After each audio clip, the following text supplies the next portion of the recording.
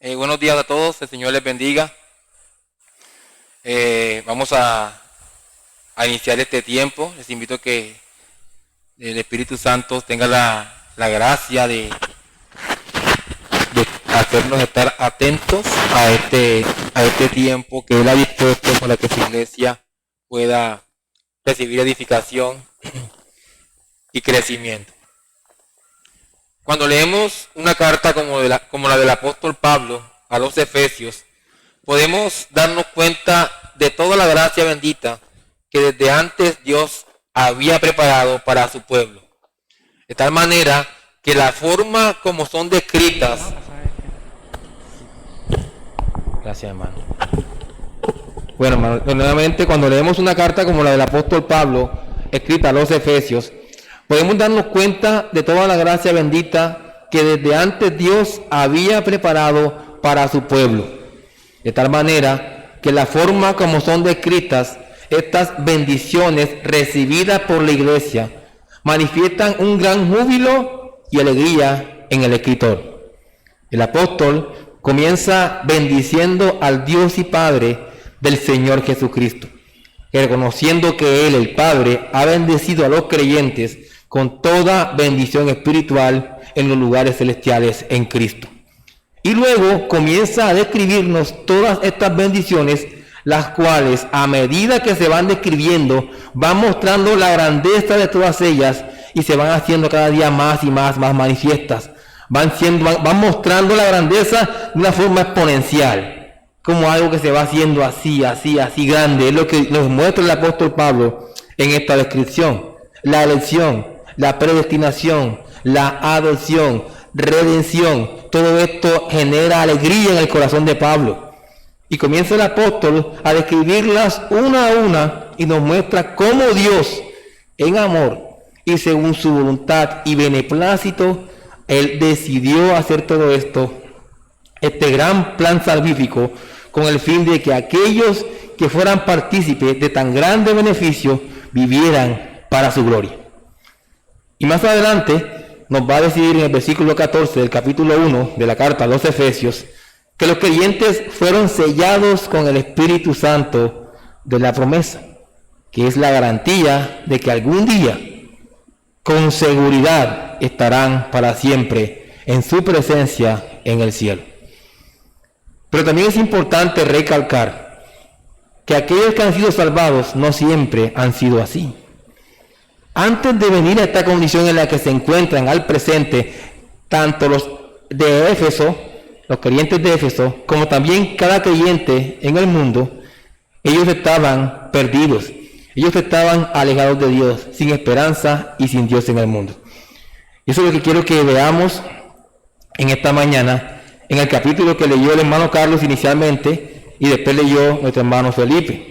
La carta a los Efesios en el capítulo 2. Les invito a que vayamos a esta carta, en el capítulo 2 de la carta a los Efesios, y estamos atentos a los versículos 1 al 10, los mismos versículos que leyó nuestro hermano Felipe. Pues quiero leerlo para ustedes para iniciar. Dice así entonces la palabra del Señor, Efesios capítulo 2, versículos 1 al 10. Y Él os dio vida a vosotros cuando estabais muertos en vuestros delitos y pecados, en los cuales anduvisteis en otro tiempo, siguiendo la corriente de este mundo conforme al príncipe de la potestad del aire, el espíritu que ahora opera en los hijos de desobediencia, entre los cuales también todos nosotros vivimos en otro tiempo en los deseos de nuestra carne, haciendo la voluntad de la carne y de los pensamientos, y éramos por naturaleza hijos de ira, lo mismo que los demás. Pero Dios, que es rico en misericordia, por su gran amor con que nos amó, aun estando nosotros muertos en pecados, nos dio vida juntamente con Cristo. Por gracia sois salvos. Y juntamente con Él nos resucitó. Y asimismo nos hizo sentar en los lugares celestiales con Cristo Jesús, para mostrar en los siglos venideros las abundantes riquezas de su gracia en su bondad para con nosotros en Cristo Jesús. Porque por gracia sois salvos por medio de la fe. Y esto no de vosotros, pues es don de Dios, no por obras, para que nadie se gloríe, porque somos hechura suya, creados en Cristo Jesús, para buenas obras, las cuales Dios preparó de antemano, para que anduviésemos en ellas. El título para trabajar esta enseñanza de hoy que le he puesto es De muerte a vida, un cambio radical. De muerte a vida, un cambio radical. Y vamos a ver varios aspectos. Veremos una condición pasada de muerte, una condición presente de vida y la finalidad de esa vida presente. Una condición pasada de muerte, inicialmente veremos después una condición presente de vida, como lo que experimenta cada creyente en el presente, y la finalidad de esa vida que tiene en el presente. Veamos entonces en primer lugar una condición pasada de muerte que corresponde a la condición presente de los incrédulos. Versículo 1 de Efesios capítulo 2. Y Él os dio vida a vosotros cuando estabais muertos en vuestros delitos y pecados. El apóstol Pablo va a dejar bien claro al comenzar su discurso en este capítulo 2 de la carta a los Efesios que la obra de salvación de la que participan todos los creyentes fue por iniciativa divina. Fue Dios quien los escogió desde antes de la fundación del mundo. Él fue quien los redimió en el presente. Y fue Dios quien los selló con el Espíritu Santo como garantía de la herencia que en el futuro han de recibir completamente. Sin embargo, antes de que Dios depositara su mirada de gracia sobre ellos, antes de que fueran bendecidos con toda bendición espiritual en los lugares celestiales en Cristo, ellos aborrecían a Dios. Eran enemigos de Él. No querían ni podían buscarlo. Eran culpables de rebeldía. Eran unos malditos. Esa era la condición de cada creyente antes de venir a Cristo. Y ahora el apóstol Pablo va a describir cómo era esa condición antes de venir a Cristo. Y repito, es la condición presente de cada incrédulo en este mundo. Él va a decir que estaban muertos en delitos y pecados. Todo ser humano que nace en esta tierra nace siendo esclavo del pecado, depravado, espiritualmente incapacitado para buscar a Dios. Es por eso que su vida se va a constituir en un constante caminar en dirección contraria a los mandamientos de Dios. Todo su caminar es un error. Mientras que Dios los llama a que lo amen, ellos lo aborrecen. Mientras que Dios los llama a que lo adoren, ellos blasfeman de su nombre. Mientras que Dios los llama a que le honren, ellos lo deshonran. Miren, hermanos y personas que hoy están aquí con nosotros, el pecado es todo lo contrario a lo bueno y que es llamado infracción de la ley de Dios. Para el ser humano en su estado natural, o podríamos decir, en su condición de incrédulo, el pecado es el principio o fuente de sus acciones. El pecado es el elemento interno productor de las acciones del incrédulo. Por eso, él no puede buscar a Dios. Por eso, nada bueno emana de alguien así, esclavo del pecado. El pecado reina en su vida. El pecado dirige todos sus pasos. Y para que ningún incrédulo aquí y en ninguna parte se jacte de sus acciones, el profeta Isaías en el capítulo 64, versículo 6 dice: si bien todos nosotros somos como suciedad y todas nuestras justicias como trapo de inmundicia, y caímos todos nosotros como la hoja, y nuestras maldades nos llevaron como viento. Y aunque el profeta Isaías está hablándole al pueblo judío en un contexto particular, también puede describirse con esta frase la mejor conducta de los incrédulos: son basura delante de Dios. Usted escucha a personas que dicen: más adelante buscaré a Dios, o en tanto tiempo voy a hacerme cristiano. No es así como son las cosas. El apóstol nos muestra que si estás muerto espiritualmente, tu condición no es un latente deseo de buscar a Dios. Al contrario, te sumergirás más y más en el lodo cenagoso del pecado. De allí las siguientes palabras, versículo 2, en los cuales anduvisteis en otro tiempo. ¿Usted qué dice? Ustedes, gentiles, en los cuales ustedes gentiles que no eran judíos, anduvisteis en otro tiempo, siguiendo la corriente de este mundo, conforme al príncipe de la potestad del aire, el espíritu que ahora opera en los hijos de desobediencia. Todo el conjunto de actividades que hace una persona incrédula, desde que se levanta hasta que se duerme, durante el transcurso de su vida, presenta una característica particular que indican rebelión contra Dios, que indican oposición a Él. Vive su día a día siguiendo la corriente de este mundo. ¿Y eso qué significa? El mundo en el que vivimos, este globo terráqueo, tiene unas características espirituales y morales que nos muestran desde la visión del Nuevo Testamento que todo el sistema que desarrolla es contrario a Dios. Lo primero que vemos es que los moradores de este mundo aman el dinero. Se afanan cada día por tener más y más.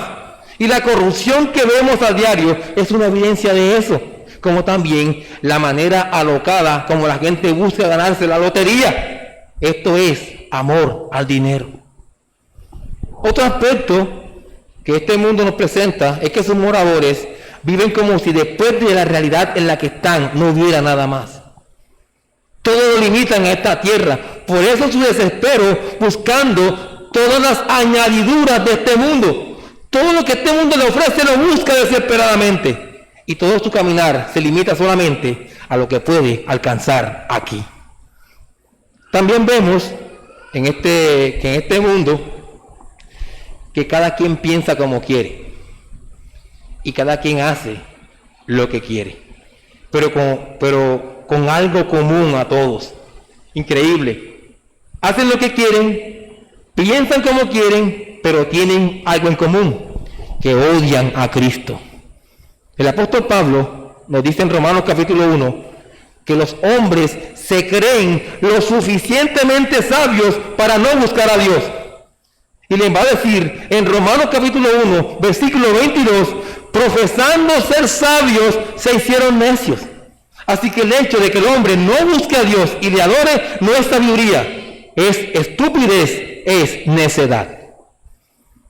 Miren este otro aspecto del mundo en el que vivimos, que nos indica cuánto rechazo o cuánta coordinación hay en los moradores de este mundo para buscar sus fines malvados. Y es que su Dios, con D minúscula, es el diablo, llamado el príncipe de la potestad del aire, el espíritu que ahora opera en los hijos de desobediencia. La dureza del hombre, su deseo por no cambiar, su obstinación a lo malo y su rechazo a la voluntad de Dios se debe precisamente a que en su esclavitud al pecado es alentado, es animado por el diablo a hacer lo malo.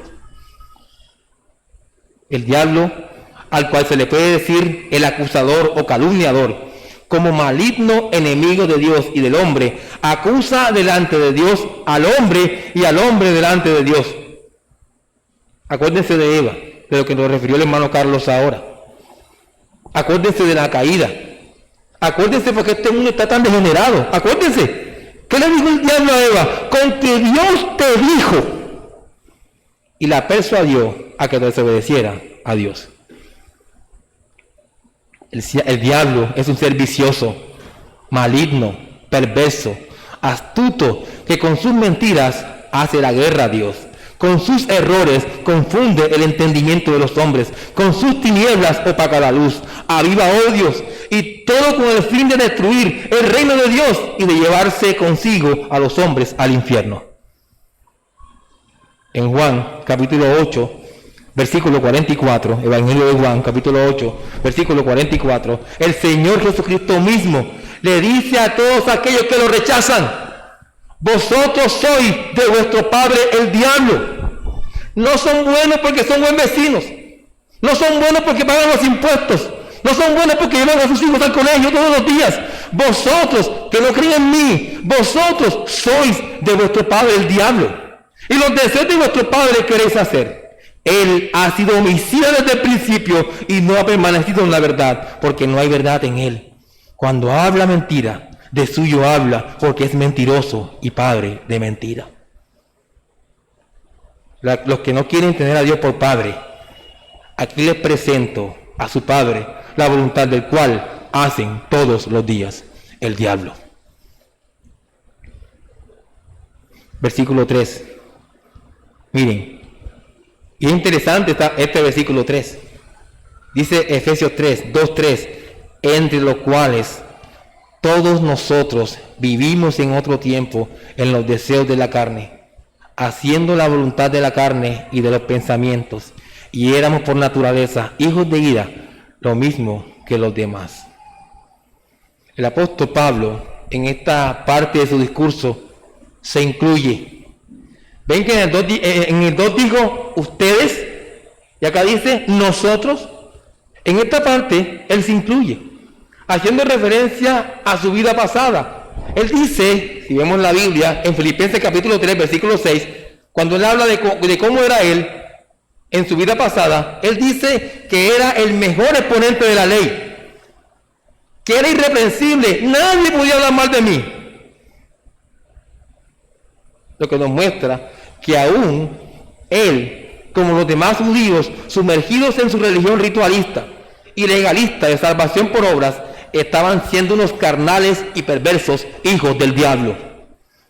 Y el punto aquí es que tanto los gentiles viviendo en su inmoralidad e idolatría, como los judíos que piensan que pueden salvarse por la obediencia a la ley, como también todos aquellos adentrados en religiones que no tienen a Cristo como centro de su adoración, es decir, todas estas cosas son promovidas por deseos perversos que se generan en su mente corrompida, aún en religiones falsas.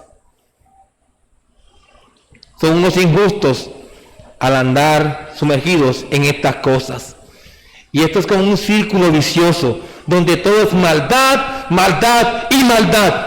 Y no hay ni siquiera una pizca de deseo por abandonar su rebelión contra Dios. Por eso son llamados hijos de desobediencia. No quieren dejar esta vida.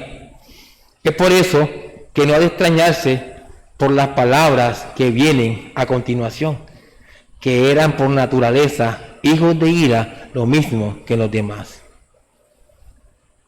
Y la gente se empeña en decir, Dios es solamente un Dios de amor. Dios no puede tener ira, porque Él es solo amor. Que sigan pensando diabólicamente así.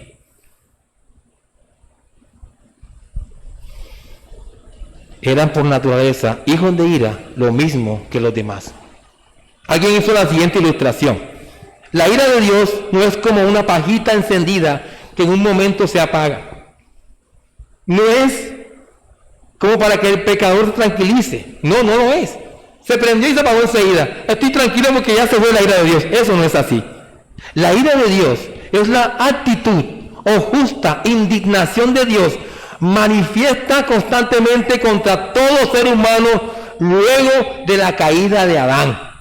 Después que Adán cayó, pecó con Eva, todo ser humano que nacía en esta tierra era merecedor de la ira de Dios. Todos ellos nacen aborreciendo a Dios. Todos ellos se rehúsan a creer en el Evangelio de la gracia y la salvación en Cristo. Romanos capítulo 1 dice, versículo 18, ante aquellos que se niegan solamente, miren lo que dice Romanos 1:18, ante aquellos que solamente se niegan a aceptar a Dios como creador y no lo buscan, solamente como creador y no lo buscan, porque la ira de Dios se revela, podemos decir, se está revelando todos los días desde el cielo contra toda impiedad e injusticia de los hombres que detienen con injusticia la verdad de que Dios existe, la verdad de que Él se manifiesta en la creación. Esa es la verdad de la que nos habla aquí. La verdad de que Dios existe en la naturaleza, esa es la verdad de la que nos habla aquí. Y por no creer en eso, merecen y están recibiendo todos los días ira del cielo. En Juan, pero antes, Dios, desde la creación del mundo, nos ha dejado claro que Él no es indiferente al pecado de los hombres, ni al tuyo creyente. Dios no es indiferente al pecado de los hombres. y es aborrecedor tanto del pecado como del pecador que lo desprecia. Juan capítulo 3, versículo 36, dice el apóstol: ante los que se rehúsan a creer en Cristo, el que cree en el Hijo tiene vida eterna. Pero el que rehúsa a creer en el Hijo no verá la vida, sino que la ira de Dios está sobre él. Así que la consecuencia permanente de no creer en Cristo, de rechazar a Cristo, es la ira de Dios. Es la ira de Dios, la cual se consumirá finalmente en el infierno por toda la eternidad. Hasta aquí entonces el pasado de muerte o la vida presente del incrédulo. Veamos en segundo lugar una condición presente de vida. Esto sí corresponde al creyente como tal. El apóstol acaba de mostrar en el punto anterior el panorama desolador y de perdición en el que se encuentra la raza humana caída. He escuchado que los padres hablan de los niños como angelitos, qué lindo, qué bonito. No, ese es un enemigo de Dios, es un pecador como todos ustedes. Y a menos que se conceda el arrepentimiento y la fe, se condenará. En Dios, quien decide todas estas cosas. Pero ningún ser humano nace deseoso de buscar a Dios. Por eso el panorama desolador y de perdición en el que se encuentra la raza humana caída. Después que dijo eso el apóstol Pablo, va ahora a poner un relieve, como cuando haces un mapa en la tierra y le levantas el relieve para mostrar el contraste. Y va a resaltar la obra generosa de Dios. Versículo 4 al 6 de Efesios capítulo 2. Pero Dios, que es rico en misericordia, por su gran amor con que nos amó, y aún estando nosotros muertos en pecados, nos dio vida juntamente con Cristo. Por gracia sois salvos. Y juntamente con Él nos resucitó, y asimismo nos hizo sentar en los lugares celestiales con Cristo Jesús. Yo quiero que todos ustedes presten mucha atención aquí a lo que el apóstol dice, porque hay muchas personas que creen que se merecen algo de Dios, que se creen algo, que piensan que Dios les debe algo a ellos por lo que son o por lo que hacen. Muchos son así.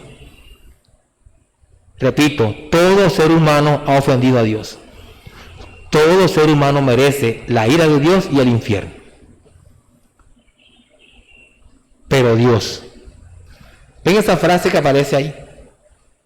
Pero Dios. ¿Ven aquí la iniciativa divina? ¿Ven alguna cosa humana aquí en esta frase? ¿Ven alguna disposición del hombre para salir de su condición? ¿Ven al hombre que pensó en que estaba mal y ahora sí voy a buscar a Dios y voy a cambiar porque yo... Pero Dios. Yo no sé por qué la gente promueve salvación por obras. Pero Dios. Iniciativa divina. ¿Ven cómo Dios es quien da el paso para ir al rescate del hombre pecador y salvarlo? Y eso es lo que quiere el apóstol Pablo que entiendan los creyentes de Éfeso, a los cuales les dijo en el capítulo 1 que fueron escogidos por Dios, apartados para Él. Fue Dios quien obró en ellos y obra cada día en la persona que cree. Y lo hace, ¿saben por qué lo hace Dios? Porque es rico en misericordia y por su gran amor con que los amó. Y esto demuestra que Dios, en vez de darle lo que se merecen estos pecadores, ninguno que cree aquí merece nada. Ninguno que cree aquí, todos merecían el infierno. Y Dios, en vez de darle lo que se merecen, lo que hace es que en su libre voluntad se mueve a compasión. Y al ver la necesidad de que estas personas tienen, la que Él rescató, Al ver su necesidad, ¿qué hace Dios? Se la suple. Por eso dice el capítulo 1, Dios los ha bendecido a todo creyente con toda bendición espiritual en los lugares celestiales en Cristo. Necesitan eso de Dios. Y Dios se lo da para que sean salvos. Dios se lo da para que vengan a Él. Se la suple. ¿Y cómo hizo esto Dios? Por su gran amor con que nos amó. ¿Cómo hizo Dios esto?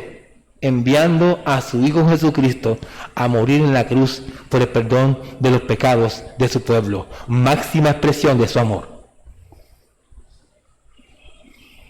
Para que ahora, libres en Cristo, sean hacedores de la voluntad de Dios. Ya no hay impiedad aquí, sino santidad. Efesios capítulo 3. Versículos 17 al 19.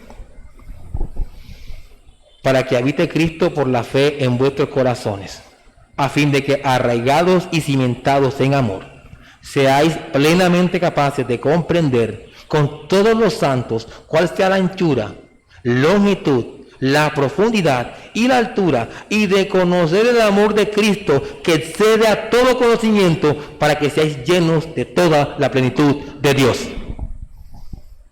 El apóstol Pablo se esfuerza aquí y quiere, usando estas palabras, que los creyentes entiendan la vastedad, el alcance y la perfección del amor de Dios, y de cómo ese amor depositado en el corazón de cada uno de ellos los lleva a amar a Cristo de verdad. ¿Ven lo que hace el Señor? Y lo que sigue diciendo es mucho más glorioso. Y en su amor, Dios no solamente usa la muerte de su Hijo para el beneficio de los pecadores redimidos, no solamente la muerte, sino que también usa su resurrección y su entronación en la diestra de Dios. Eso también es evidencia del amor de Dios. Y para describir ese cambio de muerte a vida, el apóstol, hermanos, aplica a los creyentes lo que la Biblia dice de Cristo. Así como Cristo resucitó, los creyentes también resucitaron junto con Él. Así como Cristo está en los lugares celestiales, a los creyentes Cristo los hizo sentar en los lugares celestiales. ¿Ven? ¿Ven lo que ocurre aquí? Muerte, resurrección y estar sentados en los lugares celestiales. Lo que se aplica a Cristo se aplica también a los creyentes. ¿Qué implica esto de que algún día estaremos, de que estamos sentados en los lugares celestiales? ¿Qué implica eso? Esto implica que algún día estaremos con Él en los cielos. Algún día le estaremos viendo cara a cara. Resucitaremos con Él en gloria. Eso es seguro. Olvídense que eso se va a perder. Y aunque todavía no hemos recibido esto completamente, ya está garantizado. Efesios capítulo 1, versículos 13 y 14. Vean. En Él también vosotros, habiendo oído la palabra de verdad, el evangelio de vuestra salvación, y habiendo creído en Él, fuisteis sellados con el Espíritu Santo de la promesa. Versículo 14, que es las arras de nuestra herencia, conmigo también Pablo, hasta la redención de la posesión adquirida para la alabanza de su gloria. La tercera persona de la Trinidad es la garantía de que algún día recibiremos la herencia plenamente y estaremos con Dios viviendo para siempre en su presencia. Pero mientras tanto, mientras estamos en este mundo caído, ya la nueva vida ha comenzado. ¿Sí entienden eso, creyentes? Estaremos con Dios en el cielo, con Cristo en el cielo. Pero mientras tanto, aquí en esta tierra caída, Ya la nueva vida ha comenzado para todo creyente, gracias a la resurrección. Y esto implica que hay una mente renovada. Ya pienso distinto. Que hay una nueva identidad como hijos de Dios. Soy hijo de Dios, no hijo del diablo. Y una nueva capacidad de vivir libres de control del diablo. Ya no estoy esclavo del pecado. Y cabe notar que esto que Dios hizo por los redimidos, lo hizo por pura gracia. Pura gracia. Es decir, fue un favor de Dios que ellos no se merecían. Si tú estás aquí salvo y tienes la plena certeza de que Dios te salvó y te rescató, no te lo merecías. Y si te salvó Dios, te dio lo que tú no merecías. Eso es lo que es la gracia. Un favor inmerecido. Por eso, cuando lean el capítulo 1 hasta el versículo 14 en Efesios, van a encontrar que se repite la frase para alabanza de la gloria de su gracia. Diciéndole, tú, fuiste tú, fuiste tú, fuiste tú.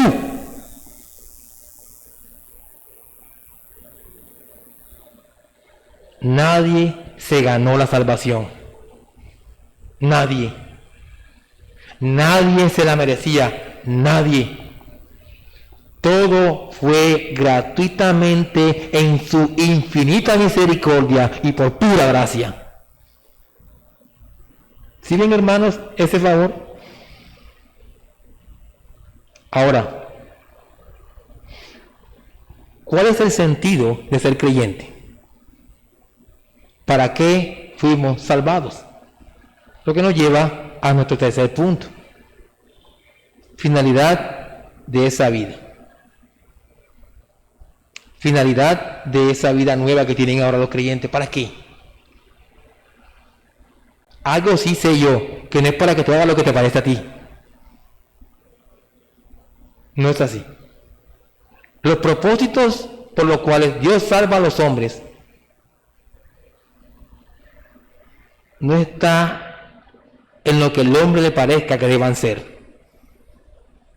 No. Está en la mente de Dios. Y que nos lo deja claro en los versículos que vienen. Versículo 7 de la carta a los Efesios capítulo 2. Para mostrar en los siglos venideros las abundantes riquezas de su gracia en su bondad para con nosotros en Cristo Jesús. Los propósitos por el cual Dios salva a los hombres no debemos buscarlos en los hombres, sino en Dios mismo. Ya que el hombre, muerto en sus delitos y pecados, no podía hacer nada para salvarse por sí mismo. Nada podía hacer para reconciliarse con Dios. Y una vez Dios lo salva y sigue haciendo su obra salvífica a lo largo del tiempo en los hombres de toda raza, lengua y nación, se exalta tanto, miren, se exalta tanto el favor de Dios que el apóstol Pablo se sale de su discurso habitual. Y no dice, como dijo en los capítulos antes, en el capítulo anterior, las riquezas de su gracia. No dice así, sino que dice las abundantes, las superabundantes, la supereminente, la excelsa riquezas de su gracia. ¿Qué punto? ¿Qué punto? Lo que implica que la gracia no tiene ningún límite para salvar al pecador. No tiene límites. Tú no puedes decir, ese no se salva, es muy malo. Tú no eres Dios. Estás viendo que dice la superabundante riqueza de Dios. Cualquiera puede salvar al Señor, como a ti al salvarte. ¡Qué bendición tan grande! Fuimos salvados. Y nos dicen que no por gracia, sino por la sobreabundante gracia del Señor. Como dice William Hendrickson, esa gracia es tan rica que enriquece cada corazón y vida que toca, llenándolo de maravilloso amor, gozo, paz, etc. Romanos capítulo 5, versículo 20. Pero la ley se introdujo para que el pecado abundase. Mas cuando el pecado abundó, sobreabundó la gracia. ¿Ven? Esto apunta a la gran salvación que los hombres alcanzan en Cristo. Gracia sobreabundante. El apóstol Pablo también quiere dar a entender que no solo es la excelente gracia la que se manifiesta en beneficio del hombre pecador, sino que también la gran bondad que Dios muestra para con él. Por eso, hermanos, podemos cantar con confianza y no con la boca cerrada y no desanimados, con confianza y con alegría. Oh, bondad tan infinita hacia el mundo pecador, Dios en Cristo revelando su eternal y santo amor. Con gozo cantamos un himno así. Así que, en resumidas cuentas, es a Dios a quien el hombre redimido debe exaltar. Es a Él a quien debe darle la gloria ahora y para siempre. Si seguimos buscando en el resto de los versículos que faltan, vamos a encontrar más y más razones para seguir exaltando la gracia de Dios, como es el hecho de que la fe mediante la cual el hombre pecador llega a Cristo le es dada por Dios. ¿Ven? También la fe. ¿Qué hago yo, Señor? ¿Yo qué pongo? Reconóceme algo, Dios. Aún la fe es un don de Dios. Versículos 8 y 9 de Efesios capítulo 2. Porque por gracia sois salvos por medio de la fe. Miren, y esto no de vosotros, pues es don de Dios. Es una dádiva de Dios, es un regalo de Dios, no por obras, para que nadie se gloríe.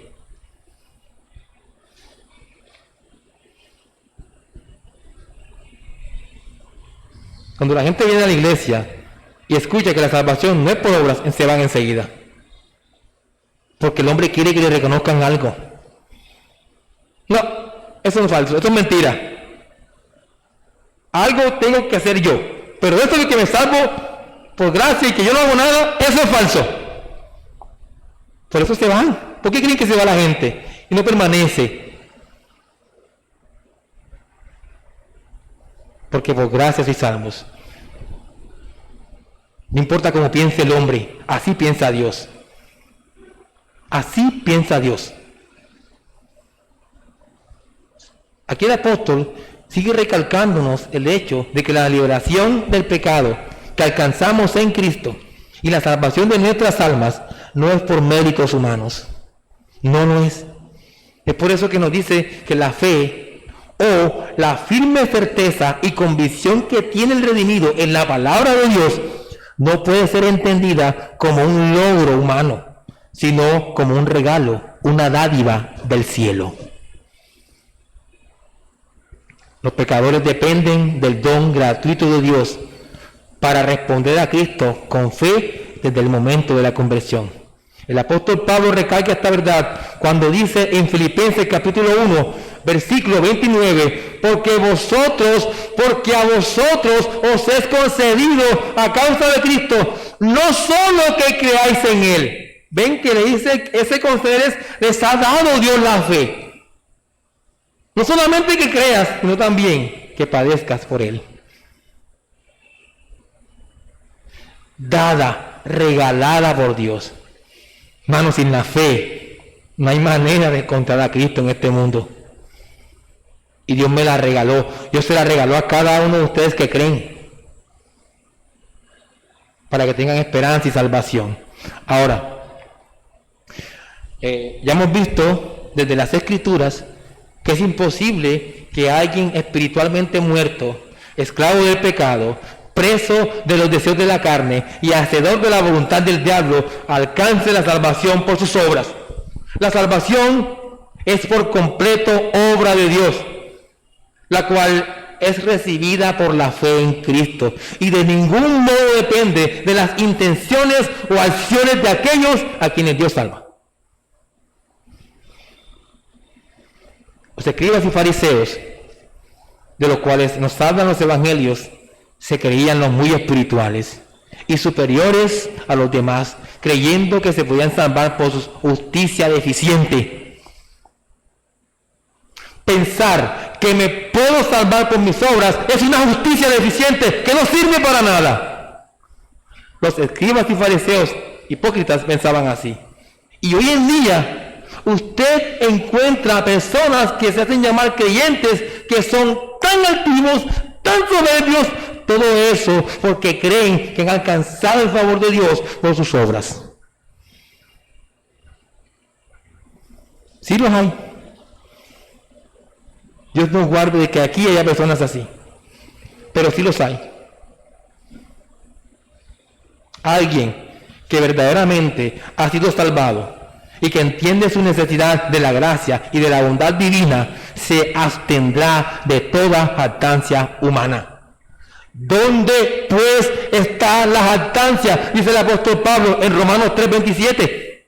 ¿Qué respuesta da? Queda excluida. ¿Por cuál ley? ¿Una de las obras? No, por la ley de la fe. Concluimos pues que el hombre es justificado por la fe sin las obras de la ley. Aquí también en este capítulo 3 de Romanos encontramos un espectacular pero aparte de la ley. Otra vez los peros benditos que encontramos en las Escrituras.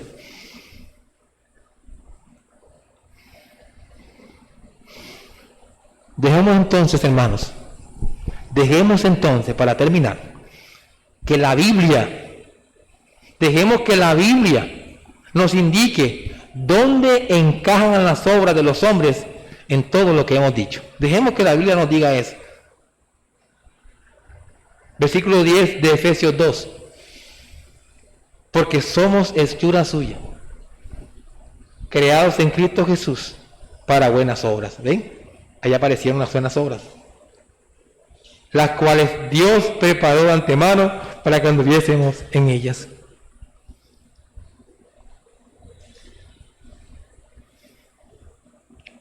¿Ven? Así como el incrédulo manifiesta a través de sus conductas que es un esclavo del pecado, de igual forma el creyente debe manifestar con su conducta que Cristo es su Señor. Es por eso que la descripción que se hace en este versículo demuestra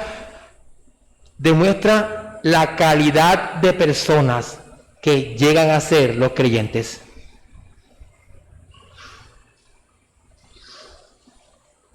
Repito, así como el incrédulo manifiesta a través de sus conductas que es un esclavo del pecado, de igual forma el creyente debe manifestar con su conducta que Cristo es su Señor. Es por eso que la descripción que se hace en este versículo demuestra, repito otra vez, en mayúscula, la calidad de personas que llegan a ser los creyentes. Son personas que han sido renacidas espiritualmente. Son nuevas criaturas en Cristo.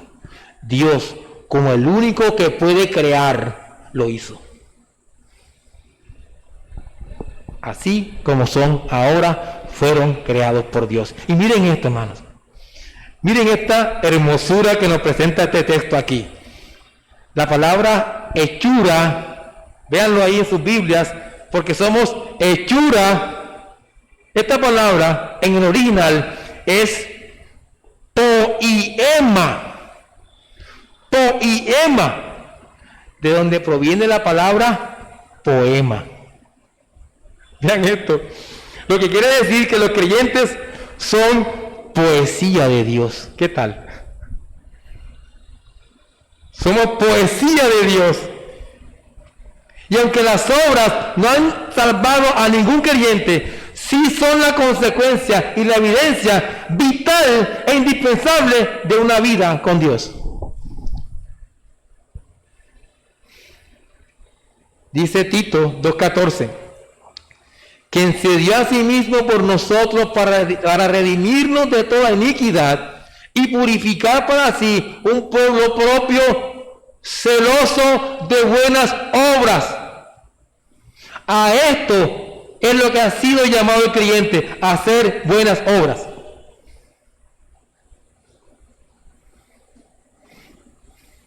Vean la importancia de las buenas obras, que Dios mismo las ha preparado para que el creyente las haga.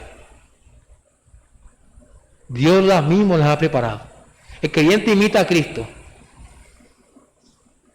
El creyente imita a Cristo todos los días. Pone su fe en práctica. Y en su día a día manifiesta los frutos del Espíritu Santo que mora en él. En su día a día. Esto, hermanos, es responsabilidad del creyente.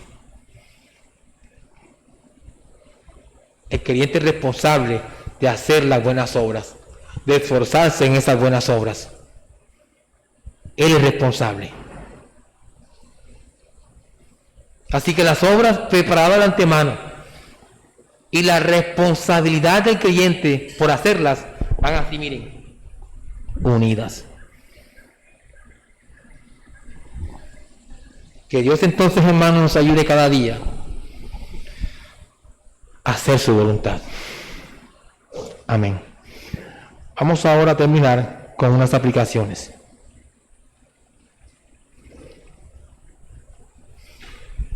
¿Cómo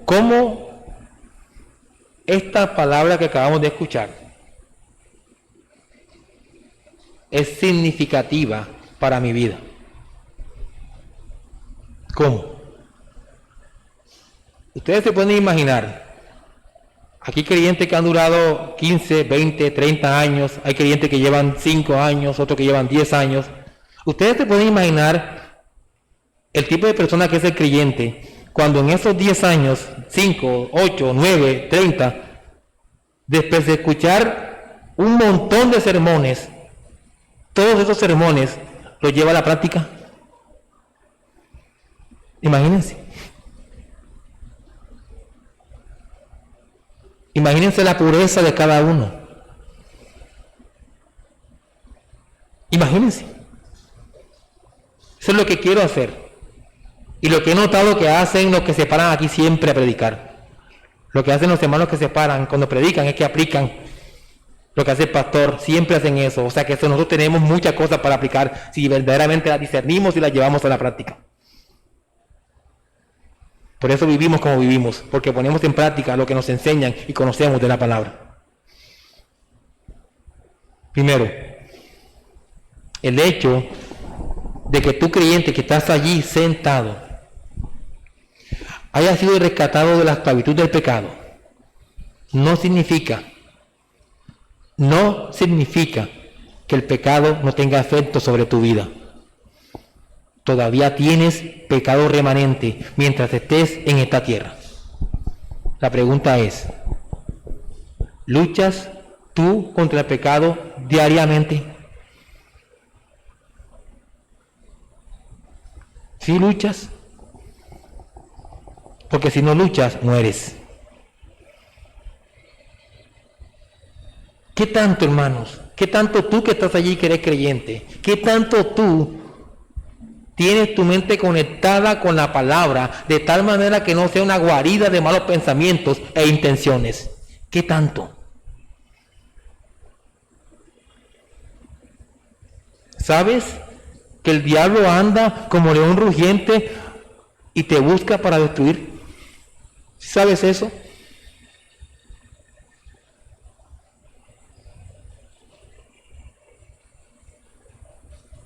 ¿Sabes que el diablo siempre te está lanzando dardos de fuego? Y que en el mínimo descuido de tu comunión con Dios te impactará de tal manera que te muevas al pecado.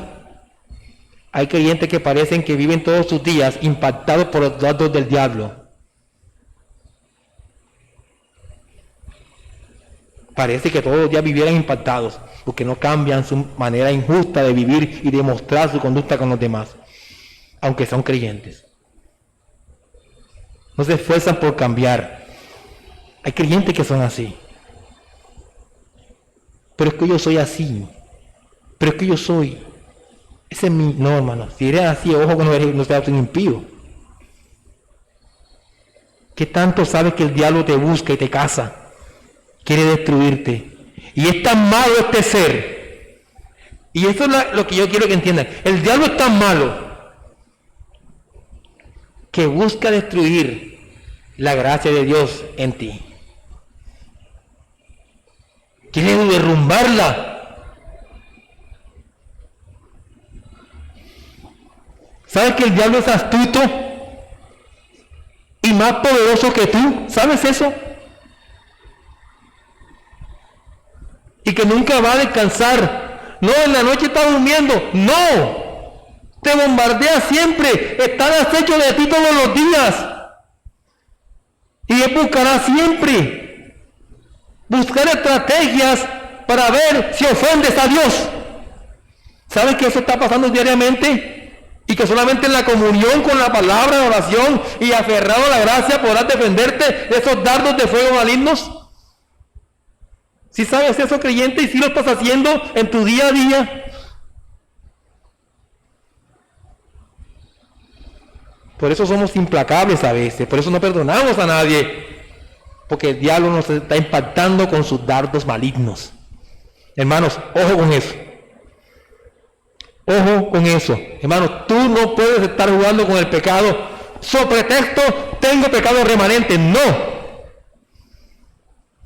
No puedes estar jugando con el pecado. No cometas ese error. Porque si Cristo te salvó, tú no eres de los que retroceden para perdición, sino de los que tienen fe para preservación del alma. No olviden eso. Segundo, son 3, hermanos. Ya termino. La nueva vida en Cristo es una bendición, es una dicha que debe llenarte de gozo a ti, creyente. Eso lo digo porque lo dice la Biblia. Eso lo digo porque lo dice la Biblia. Es un efecto que ocurre en nosotros, gozo y alegría de ser salvo. Porque yo sé que nada me podrá separar del amor de Dios que es en Cristo Jesús. Repito, yo lo digo porque lo dice la Biblia, no lo digo por mi experiencia de que yo soy un hombre fuerte, de que yo soporto las dificultades, lo digo porque la Biblia lo dice. Para que aquellos que están en dificultades, para que aquellos que tienen problemas, permanezcan en gozo todos los días, porque son salvos. Y esperen y confíen en su Dios Salvador.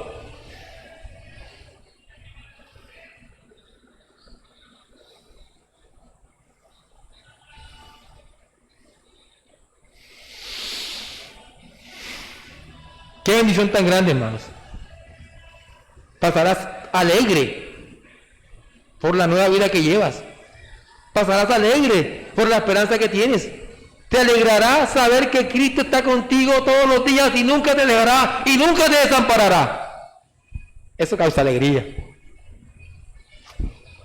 Te alegrará saber que en ninguna circunstancia que vivas te separará del amor de Cristo. Te alegrará, hermano y hermana, la certeza de que algún día estarás con Cristo y le verás cara a cara. Te alegrará eso. Si te alegra eso, hermano, todos los días. Hermano, ¿cómo no estar agradecido con Dios todos los días por su excelente gracia? Por la fe que te ha dado, ¿cómo no vas a estar agradecido con Dios? Gracias a esa fe, tú vas a Cristo y tienes esperanza de vida eterna.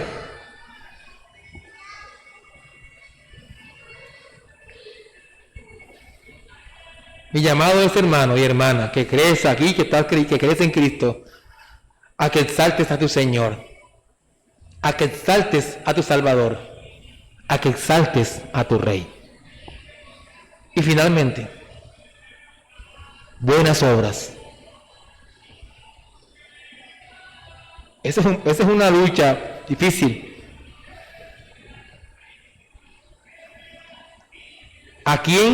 ¿Con quién me porto como bondadoso?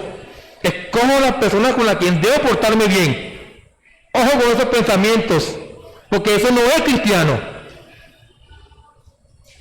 Eso no lo preparó Dios de antemano. Hermanos, buenas obras. Hablar de buenas obras, aún en el cristianismo,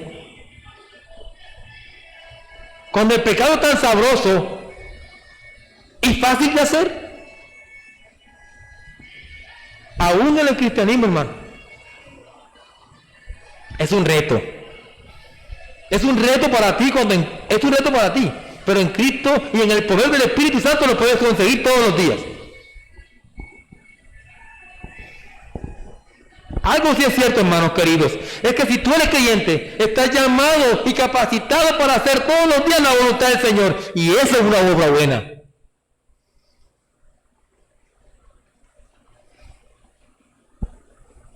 Hermano, hermana, ¿eres tú hacedor de la voluntad de Dios?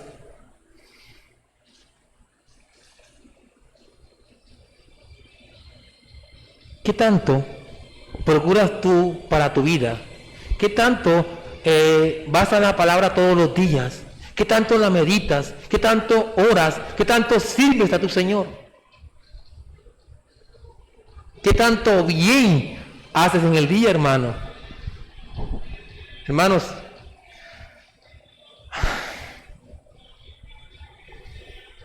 aunque muchos que se hacen llamar creyentes serán vistos haciendo obras que a la vista de los demás son buenas, pero que al final Cristo les dirá: apartaos de mí, malditos. Los verdaderos creyentes, y la confianza con cada uno que está aquí, los verdaderos creyentes sí dan frutos, y por sus obras serán conocidos. Por su manera como hablan serán conocidos. Y le ruego a Dios cada día para que ustedes, hermanos y hermanas, sean hacedores de buenas obras. Y si alguno aquí está sin Cristo, lo que te puedo decir es que estás perdido. No tienes esperanza. Nada bueno te espera al final de los días. Esto no termina aquí. Olvídate que te morirás y que estarás en un estado de inconsciencia. No. Si te mueres, hermano, amigo y amigo sin Cristo que estás aquí, y te mueres en tus pecados, vas directo al infierno, ira de Dios para siempre.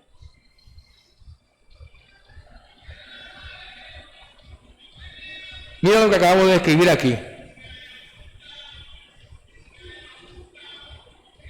Tienes que buscar a Cristo. Tienes que venir a Él. Tienes que rogarle que te salve. Tienes que rogarle misericordia.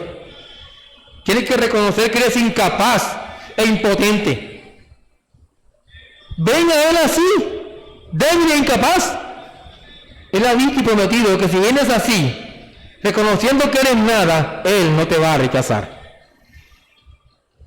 Y que Dios le conceda la gracia al creyente que está aquí, vivir por la gloria de Dios. Y que Dios le conceda la gracia al que no cree, que venga a los pies de Cristo. Vamos a orar, hermanos. Señor, queremos darte gracias por tu palabra en esta hora, Señor. Qué bendición desde que el día comienza en este espacio, con los hermanos juntos en armonía, el charlar con los que no hemos visto hace mucho tiempo, el poder degustarnos y estar ahí hablando armónicamente es bonito, y podemos reconocer que es pura bendición y gracia tuya, Señor. Aún ver a nuestros hermanos y gustarnos en esa, sabemos que es pura gracia tuya, porque nos alegra el corazón saber que están allí luchando así como nosotros. Gracias, Señor. Gracias por la palabra que nos enseñaste en este primer tiempo, Padre bueno. Gracias por enseñarnos la importancia de la palabra para nuestras vidas. Gracias, Señor. Gracias por los cantos. Gracias porque todos estos cantos nos conectan contigo y con la palabra. Gracias por tu gracia. Gracias por tu amor. Gracias por tu infinita misericordia, Señor. Gracias por salvarnos. Gracias por traernos de las tinieblas a la luz. Y gracias, porque tú has preparado buenas obras para que nosotros andemos en ellas. Por eso no nos queda otra cosa más que decir, gloria a ti, Dios eterno, gloria a ti, Dios de los cielos. Alabado sea por siempre, Señor. Todo te lo rogamos en Cristo. Amén.